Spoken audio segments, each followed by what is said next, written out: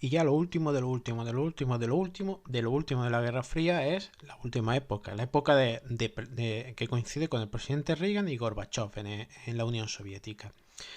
Claro, aunque ya nos hemos adelantado un poco, porque en el anterior vídeo llegábamos hasta el fin de la guerra de Afganistán. Ya, es que vamos dando un poquito de saltos para adelante y para atrás, porque es que vamos viendo la evolución de los dos países, ¿no?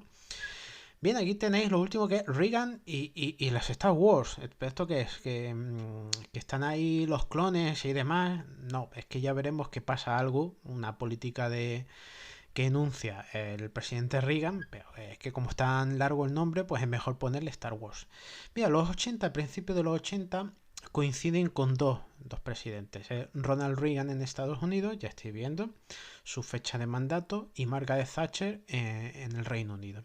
Y los dos tienen bien clarito que hay que ser muchísimo más beligerantes contra el bloque comunista y que hay que aumentar la presión sobre ellos. Y los dos van a ser los dos mejores aliados del mundo para presionar los dos a la vez contra la Unión Soviética, ¿vale? Bueno, pues es que en ese momento, al principio de los 80, es que fijaros, el mundo ya es un tablero de ajedrez. El mundo es que desde 1945 cada bloque ha ido ganando aliados. Todos los mapas siempre tienen algún problema, pero bueno, vamos a ver, tienen problemas. Básicamente en azul, todos los azules son aquellos países que tienen una relación privilegiada con el bloque de Estados Unidos. Y todos los que están en rojo, pues tienen una relación privilegiada con el bloque comunista liderado por Moscú. Si veis unas X, es por ejemplo, país azul X roja, quiere decir que insurgencia o guerrilla comunista. País rojo, la X azul, pues tenemos país o insurgencia apoyado por Estados Unidos. Y estáis viendo que el mundo es un tablero de alianzas, ¿no? Bien. Bien, pero es que Ronald Reagan, aunque sea de 1984 el anuncio, viene a ser exactamente lo mismo. Mira, el problema es que ya habíamos visto que habíamos dejado a Estados Unidos herido con la guerra de Vietnam. Habíamos dejado a un Estados Unidos pues que sufría una profunda depresión económica. La depresión económica fruto de la crisis de 1973. Habíamos visto un Estados Unidos muy dolido y muy hundido moralmente.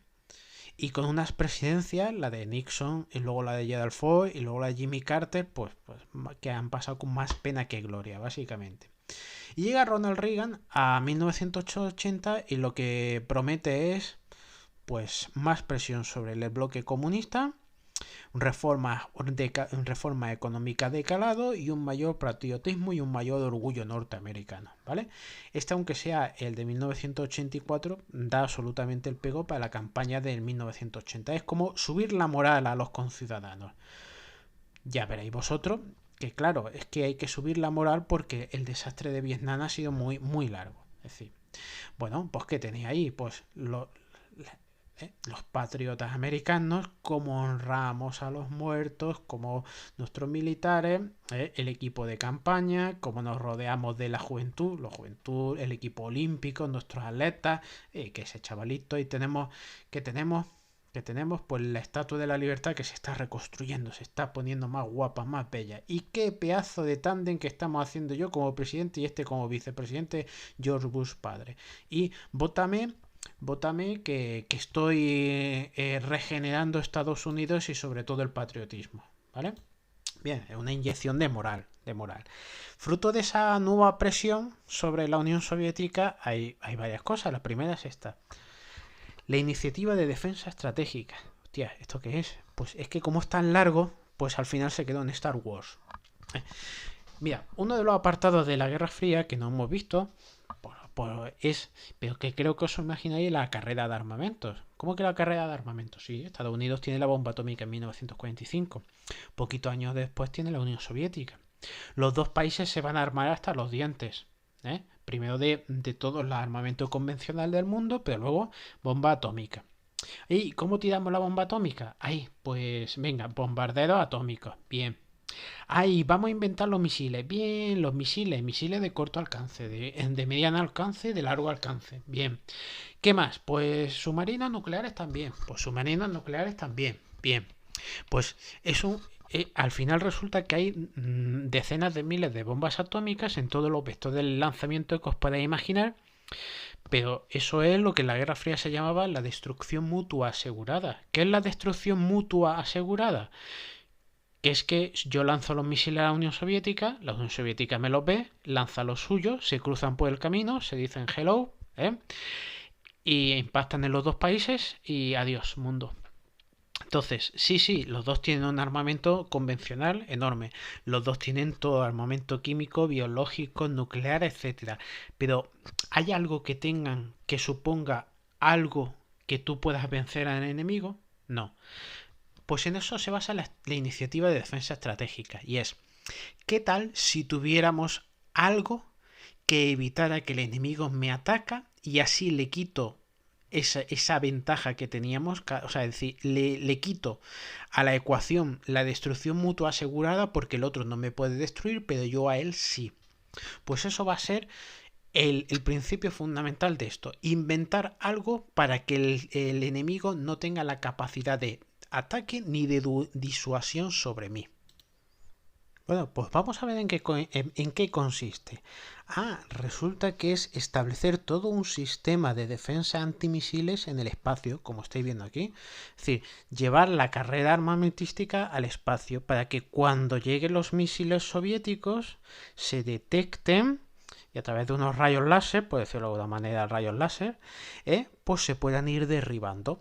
Y claro, fijaros ahí en el vídeo, pium, pium, pium, pium, pium, a tomar viento los misiles soviéticos, con lo cual la Unión Soviética no nos puede atacar, no nos puede amenazar, porque nosotros somos capaces de echar abajo sus misiles en vuelo, ¿veis?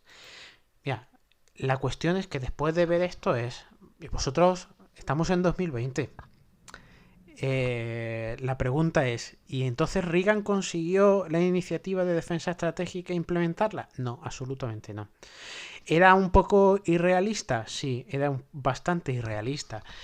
¿Que ni él se lo creía probablemente y que se falsificaron 33.000 informes con tal de dar la impresión de que el proyecto avanzaba? Sí. Y la cuestión es, ¿y se lo tragaron los soviéticos? Sí.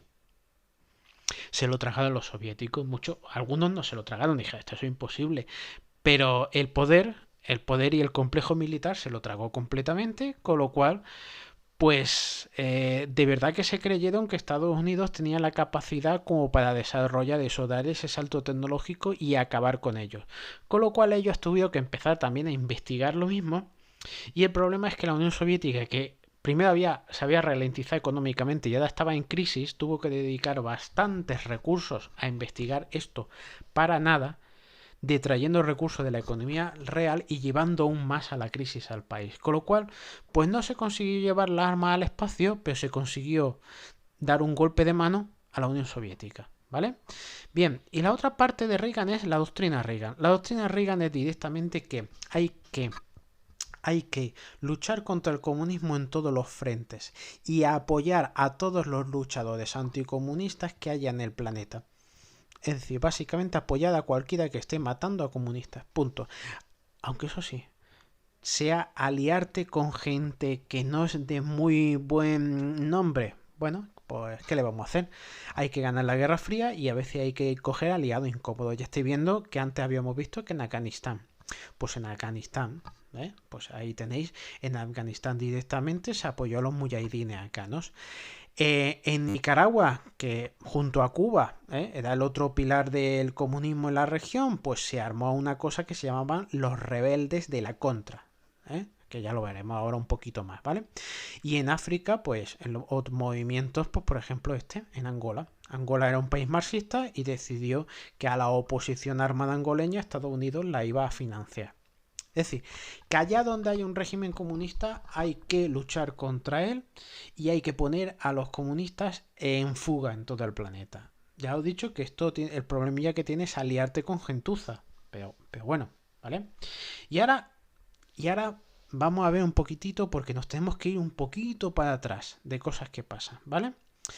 ¿Qué cosas pasan? Pues relacionada, por ejemplo, con esto, con la contra nicaragüense o con Irán, ¿vale? Vamos a ver.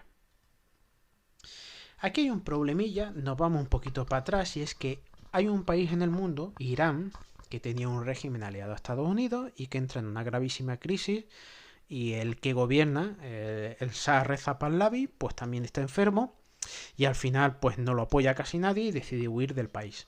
Y cuando huye del país resulta que hay un clérigo exiliado en París que vuelve y se hace con el poder. El clérigo se llama Ruhollah Khomeini. Y Ruhollah Khomeini, pues como resulta que Estados Unidos era el apoyo del Shah, pues ahora Estados Unidos es el demonio. Y poquito después de tomar el poder, directamente lo que hacen los fieles del nuevo régimen iraní, que es un régimen teocrático, es decir, donde gobiernan los religiosos, los clérigos, pues como ve aquí, 4 de noviembre de 1979, los iraníes asaltan la embajada de Estados Unidos en Teherán y toman como rehenes a 63 americanos. Y los va a utilizar como pieza de negociación, como rehenes para negociar con el gobierno de Estados Unidos, ¿vale? Bueno, pues me vaya a decir vosotros que es muy claro. Es decir, desde el primer momento en que nace el régimen iraní y asalta la embajada, se va a convertir en un archienemigo de Estados Unidos. Y hoy día sigue siendo el archienemigo de Estados Unidos. Si vemos las imágenes de entonces, pues veis el personal de la embajada, como es tomado por los manifestantes y encapuchados con los ojos tapados, sacados del recinto, como se queman las banderas norteamericanas. Esto ya es... ahí seguro que pone América el Gran Satán o algo por el estilo. Eso es casi siempre. Y bueno, pues van a estar secuestrados más de 400 días. Más de 400 días, ojito, 444 días, ¿vale? Bueno, pues, ¿qué es lo que pasa? ¿De qué va a acusar? Pues como dicen, es que desde aquí es un centro de la CIA de espionaje y no hemos tenido más remedio que coger y asaltarlo. Pues ya los tenéis ahí, ¿veis? Se asalta la embajada, aquí hay algunos, es que siempre bien. Saltamos por la embajada, los sacamos encapuchados, etcétera, etcétera. Ya los tenéis. Esto pues es otra humillación. Antes de que llegue, ahora entendéis como los años 70 es pues, un Estados Unidos en baja forma. Porque es que lo van humillando en todos lados. Por eso luego gana Reagan. Y el mensaje de Reagan es, no, hay que no orgullecerse de ser americano y hay que dar un paso adelante en el planeta y tenemos que intervenir en el planeta y tenemos que mostrar nuestro poder y nuestra fortaleza, ¿no? Vale. Bueno, y el presidente de Estados Unidos antes de Reagan era el señor Jimmy Carter. Y el señor Jimmy Carter lo que plantea es como siempre, me han secuestrado no sé cuánto, pues vamos a hacer una operación de rescate. Lo que hace una operación de rescate, el problemilla de la operación de rescate es que sale bastante mal. A mitad de camino se tienen que volver los helicópteros por problemas técnicos. Uno de los helicópteros incluso se estrella, muriendo 8 americanos.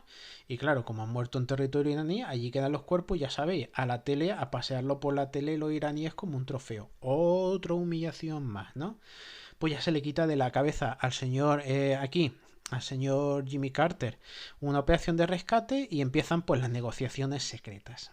Bueno, ¿qué negociaciones secretas? Bueno, el caso es que al final son liberados y van a volver a casa después de 440 días.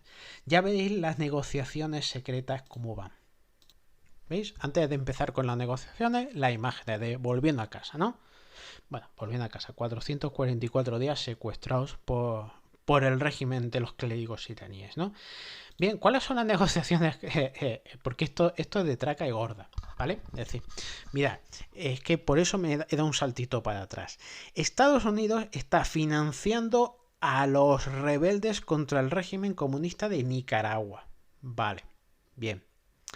Y entonces resulta que es que como han liberado a los iraníes, o sea, los iraníes han liberado a los americanos y han obtenido bastantes contrapartidas, pues resulta que siguen secuestrando iraníes en Oriente Medio. ¿Vale? Siguen secuestrando a norteamericanos en Oriente Medio. ¿Vale? Otra vez vuelven a secuestrar. Y lo que deciden es que va a hacer un triángulo, el gobierno de Estados Unidos va a hacer un triángulo entre la contra nicaragüense, el gobierno de Irán y Estados Unidos y va a empezar a mover armas y dinero de un lado para otro y con la excusa de financiar a la contra nicaragüense va a mandarle armas a Irán a cambio de que le libere rehenes. O sea, es de traca. ¿Veis? Vamos un poquitito, a lo que hablábamos. Y es, ¿qué es lo que pasa? Que como resulta que le ha salido bien secuestrar a los norteamericanos 440 días, ahora con Reagan van a hacer lo mismo y van a seguir secuestrando americanos en Oriente Medio y a chantajear al gobierno de Estados Unidos. Y claro, el gobierno de Estados Unidos lo que no quiere Reagan es que se alarguen las cosas 400 días como la anterior. Bueno, pues entonces le va a encargar eso. Haz todo lo que tengas que hacer para liberarlos rápido. Y entonces le van a encargar a este hombre, Oliver North, el cual, fijaros, que hoy en día es un comentarista televisivo de una popular cadena de noticias, para que veáis las cosas. Y entonces le pone que eso, que el dinero que tiene que ir para la contra nicaragüense al final vaya a ser en una especie de triángulo movido entre la contra nicaragüense, Irán y Estados Unidos. Es decir, eso es un escándalo en todas reglas, un escándalo en todas reglas. Es decir, ¿vale? Es decir, tiene que los fondos que van del ilegal, de la venta ilegal de armas a los iraníes, tiene que ir para financiar a los rebeldes nicaragüenses. Es decir, que le dice, mira, haz un triangulito aquí. Tú véndele ilegalmente armas a los iraníes. Ok, vale. Y con el dinero que nos ganamos de la arma, financiamos a la contra nicaragüense. Y todo a espaldas del Congreso y todo ilegal, ¿vale? Bien. Obviamente, luego salta del escándalo, se da la comisión de investigación, asumirá él la culpa, no le va a pasar prácticamente nada y punto, ¿vale? Pero va a ser el escándalo más grande, ¿vale? Para que veáis que sí, que hay en los 80 hay bastantes operaciones encubiertas y hay bastantes problemillas del mundo. Una época muy agitada, ¿no? Bien. Bueno, pero nos vamos a ir con el señor Reagan, nos vamos a ir un poquitito ya para Europa de vuelta. Así, ¿qué hemos visto del señor Reagan? La apuesta que hace por luchar fuerte contra el comunismo, llevarlo a un rincón y acorralarlo, hacerlo de la iniciativa de defensa estratégica, que no es más que, acordaros, que es intentar dar un salto tecnológico para acabar con esa amenaza de los misiles soviéticos, que luego se enfanga en las cloacas de los estados, como siempre, en la financiación de la contra nicaragüense y pues todo el trafiqueo de los rehenes y armas ilegales para el régimen iraní. Bien, y mientras tanto en Europa. Mientras tanto en Europa es presionar mucho más a los soviéticos. ¿Por qué presionar a los soviéticos? Porque se está viendo que el régimen de Europa Oriental está resquebrajándose.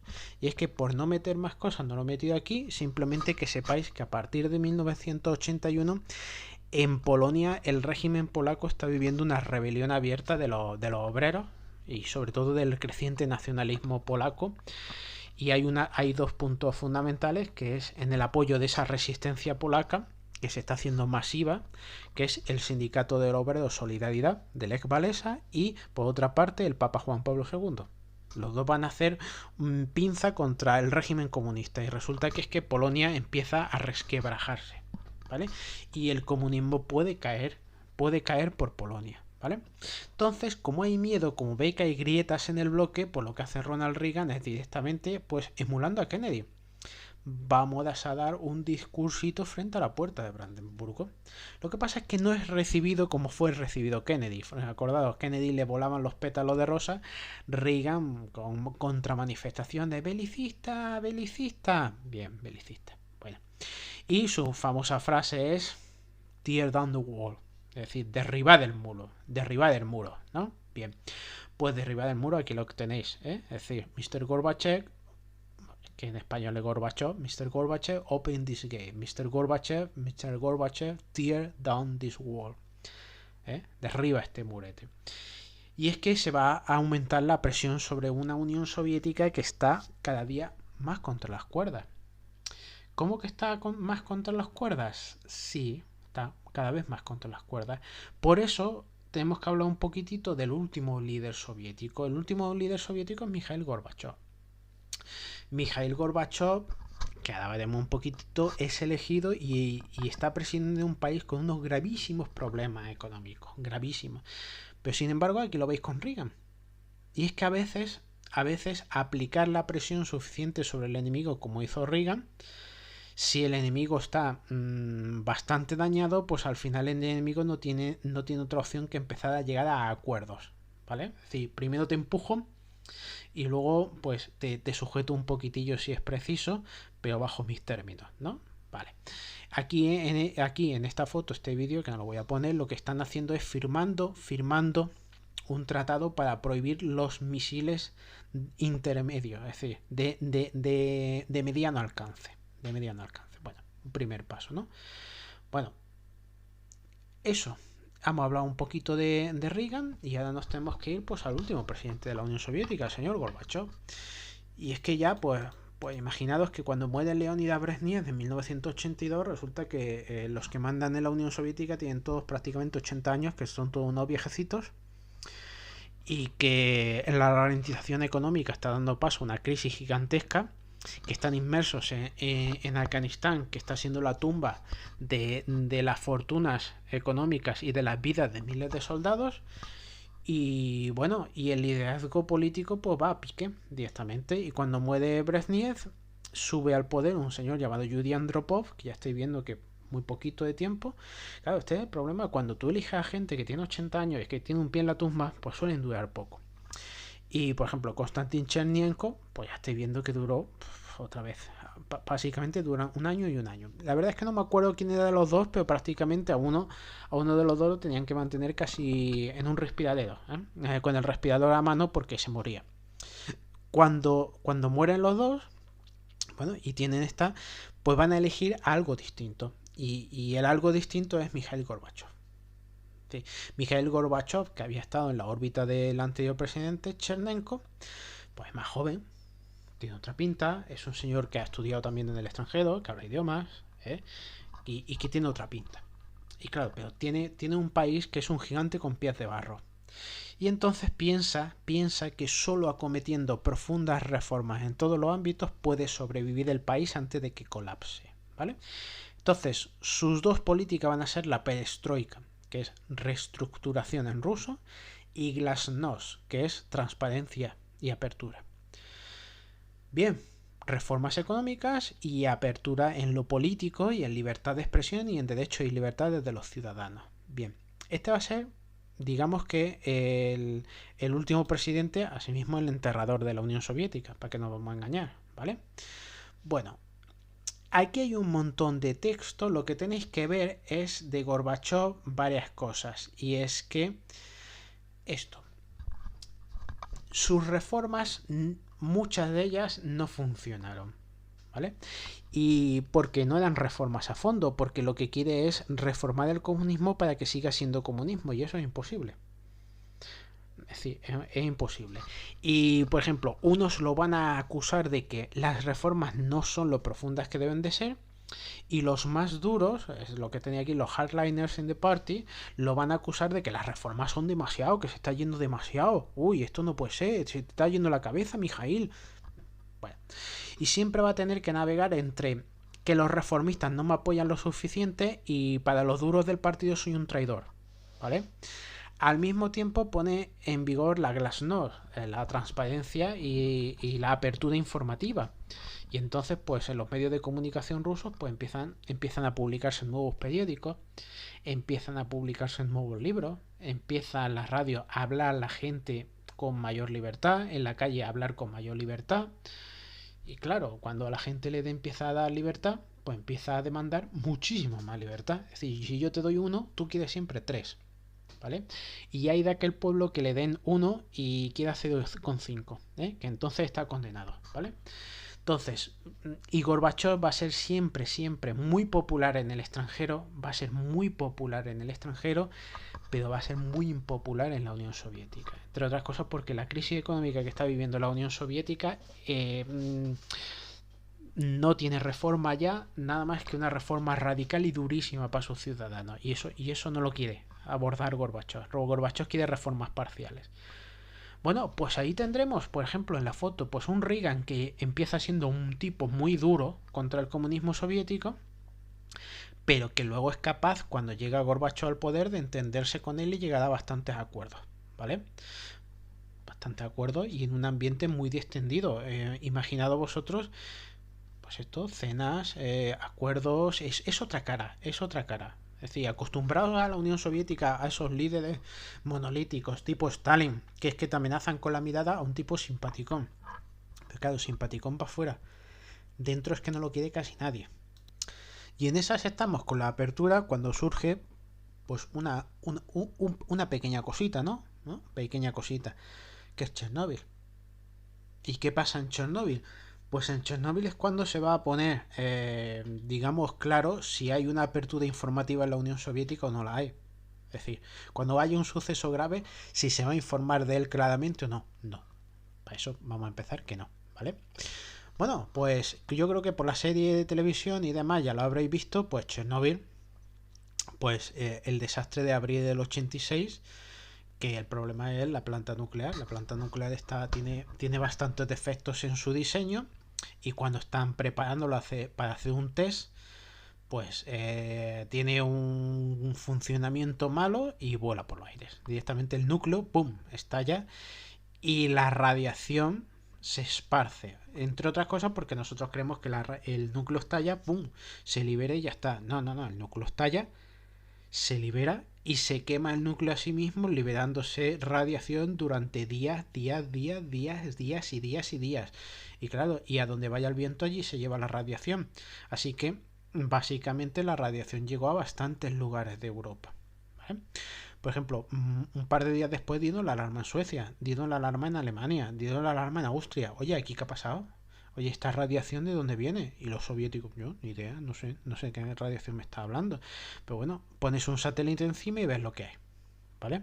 Pues bueno, este va a ser un gran desastre. Y ese gran desastre, pues le va a pasar bastante factura a esa política de apertura, ¿vale? Es decir, ¿se va a informar claramente de lo que le ha pasado a la ciudadanía? Pues no se va a informar. Como siempre, pues si los documentales son un poquito pesaditos y demás, la serie de televisión, ¿vale? La serie de televisión son poquito episodios, está narrada bastante bien y tenéis más o menos la explicación y el desarrollo de todo lo que pasó en Chernóbil, ¿no? Bueno, pues Chernóbil es uno de los caos, es un caos y hoy ahí sigue, ¿eh? Chernóbil aún ahí sigue, prácticamente es una ciudad que está tal como se quedó aquel día. Ese día se quedó y fue evacuada, y cuando fue evacuada y se ha quedado para la historia tal como las habitaciones con la ropa, con los juguetes de los niños, los coches de choque, está todo ahí, ¿vale? Bueno, es cuestión de que como hacen mucho, hacen turismo, entran en Chernóbil durante una hora a ver cómo está aquello. Bueno, yo tampoco no iría a eso, pero bueno, ¿qué le vamos a hacer? Entonces, lo que estamos viendo es que el comunismo soviético está viviendo una gravísima crisis, que llega Gorbachev al poder y que Gorbachev la intención de reformar el sistema para que siga a flote, pero no tiene ninguna reforma al sistema. El sistema solo puede llegar y caer. Que en Europa, en Polonia, se está resquebrajando el comunismo y que amenaza con implosionar el liderazgo comunista allí, ¿no? Pero lo que va a hacer que caiga todo como una fecha de dominó es el muro de Berlín, ¿vale? Y es que, claro, el problema es que, por ejemplo, estoy pensando, pues bueno, pues resulta que es que los berlineses y los alemanes orientales, pues bueno, pues podían viajar por el bloque del este. Entonces, pues lo que hicieron mucho a partir de finales de los 80 fue viajar a Checoslovaquia, porque podían viajar libremente a Checoslovaquia, de Checoslovaquia a Hungría y de Hungría a la frontera con Austria, ¿vale? Al principio se hizo la vista gorda, porque estos países ya están en una profunda crisis económica y porque pues directamente, como estaban en una crisis económica, necesitaban bastante dinero, acceso a créditos, y esos créditos se los daban los países occidentales a cambio de que hicieran la vista gorda en bastantes cosas, ¿no? Bien, este señor, el penúltimo presidente de la Alemania del Este, Erich Honecker, y Erich Honecker pues fue reemplazado, estaba bastante malito y fue reemplazado por un señor que se llamaba Egon Krenz, ¿no? Y entonces, pues Egon Krenz, siguiendo el ejemplo de Gorbachev, pues promete reformas, ¿vale? Entonces, pues dice directamente, como estáis viendo aquí, su primer discurso es, pues vamos a seguir, vamos a hacer una serie de reformas y vamos a intentar cumplir con las protestas de la gente, porque ya empezó a haber protestas, ¿vale? Pero las protestas van increciendo, y increciendo es porque la situación económica se va desesperando, la situación económica es cada vez peor, y veis aquí que el 4 de noviembre de 1989 hay una gran manifestación. Es decir, como dice aquí, entre 1,5 millones y 1 millón de personas reunidas para protestar contra el gobierno. Y entonces, pues, una de las cosas que piden es que hace el gobierno es, vamos a relajar el control de la frontera y que si algunos se quieren ir, pues ya está, ¿no? Bien, el problema es que cuando van a hacer una conferencia de prensa e informar al público de las medidas, pues directamente lo que hace el portavoz de la Alemania del Este va a informar de las nuevas reglas para viajar al oeste, pero le habían dado el comunicado de prensa minutos antes, no lo había ni siquiera leído, y en ese momento cuando alguien le pregunta, vale, pero ¿cuáles son los requisitos que necesitan y el tiempo que necesita para pedir la autorización? Y dice, bueno, requisitos pues no va a haber y se van a aplicar inmediatamente.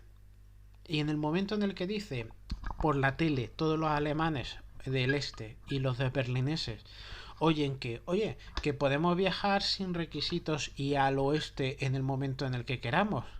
Pues venga, vamos, que mañana se hace tarde, vámonos ahora. Y entonces, pues, ¿qué es? Directamente irse para los checkpoints, para los cruces fronterizos y presentarse allí miles de personas. Y miles de personas, pues imaginados los oficiales de la frontera, los oficiales de allí, del ejército, directamente que han visto que el portavoz del gobierno alemán ha dicho que sí, que la gente puede viajar libremente, que han visto a la gente que se aproxima y ¿qué? ¿Y qué? ¿Y qué hacen? ¿Qué decisión toma? Porque nadie lo ha informado. Entonces, pues nada, a telefonear a los superiores a decir, oye, ¿qué hacemos con esto? Oye, ¿qué hacemos con esto? Oye, ¿qué hacemos con esto? ¿Lo dejamos pasar? ¿Le disparamos? ¿Qué hacemos? ¿Qué hacemos? ¿Qué hacemos? ¿Qué hacemos?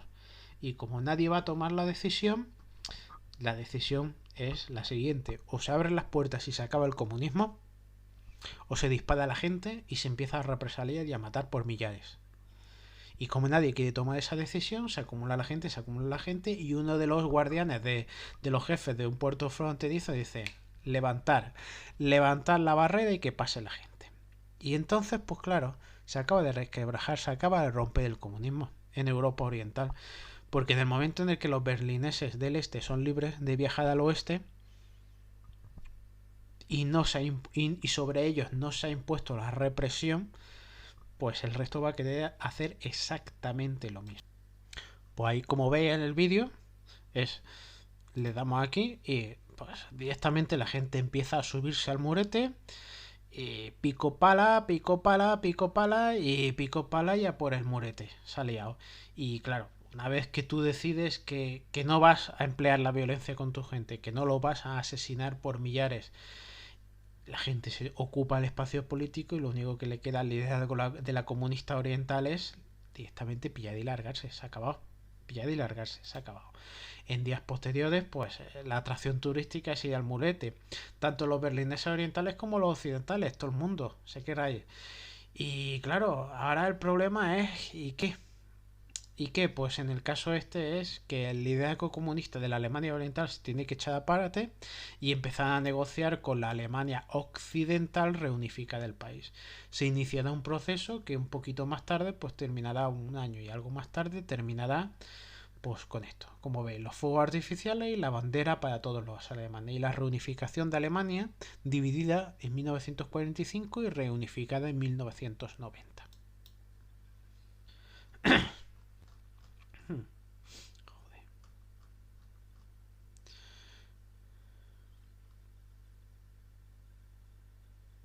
Y ahora la cuestión es que esto me lo he saltado antes, ya me habéis visto que he empezado a recorrer para arriba.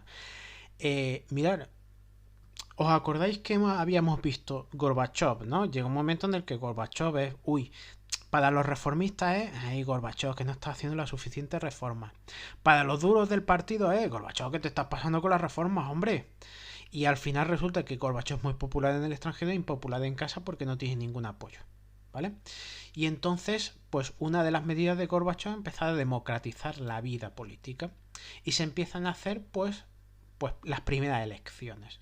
Y en esas primeras elecciones, pues empiezan a surgir liderazgos en todos los territorios que componen la Unión Soviética. Claro, el problema de eso es que hay territorios de la Unión Soviética donde hay un nacionalismo que lo que quieren es irse. Es decir, en Georgia y Azerbaiyán van a entrar en guerra entre ellos. Y en los tres estados bálticos, Estonia, Letonia y Lituania, quieren la independencia. Y por otro lado, en Rusia es elegido presidente de Rusia Boris Yeltsin. Y Boris Yeltsin pues va a manejar Rusia como una especie de contrapoder a Gorbachev. Pues en esas estamos, que Rusia ha elegido a Boris Yeltsin, que hay tensiones nacionalistas y algunas guerras dentro del espacio soviético. Es decir, que Gorbachev no mandaba nada. Que Gorbachev directamente está desbordado por los críticos, desbordado por los duros, desbordado por las tensiones nacionalistas. Y el golpe final es un golpe de Estado. Es decir, en la noche del 18 de agosto, Gorbachev está de vacaciones, y pues directamente se le acercan, se le secuestra en su domicilio de vacaciones y hay un golpe de Estado. Y claro, el 18 de agosto de 1991 es la fecha clave porque si Gorbachev estaba débil antes, ahora va a estar aún más débil.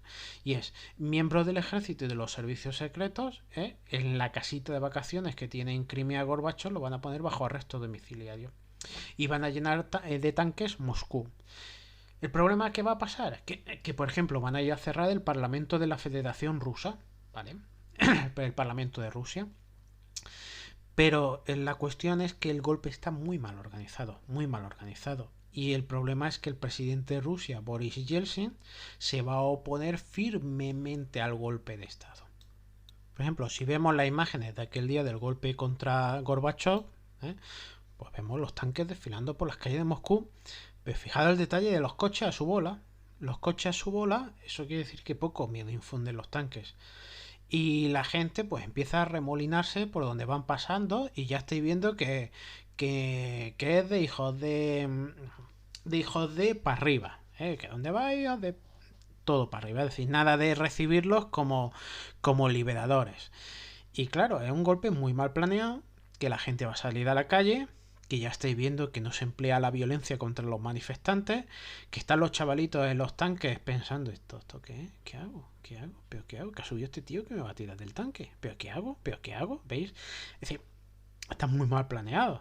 Es decir, en un golpe de Estado hay que tener bien clarito los golpistas que hay que emplear la violencia indiscriminada contra el que se oponga.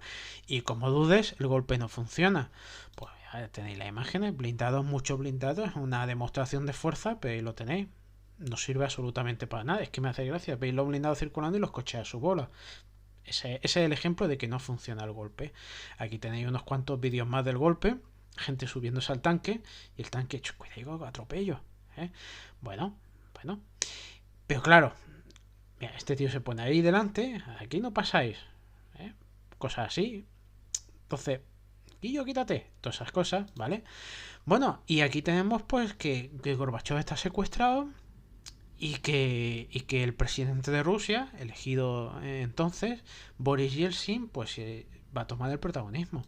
Y esto me acuerdo perfectamente de haberlo visto. Y es Boris Yeltsin subiéndose a un tanque. Lo veis aquí. ¿Veis? Subiéndose a un tanque. Pronuncia un discurso contra los golpistas, etcétera, etcétera, etcétera. Y básicamente, me vaya a perdonar, pero la autoridad ahora es Yeltsin. Es decir, tenemos a un Yeltsin que es presidente de Rusia y está muy crecido, y un Gorbachev que es presidente de la Unión Soviética, pues hundido completamente.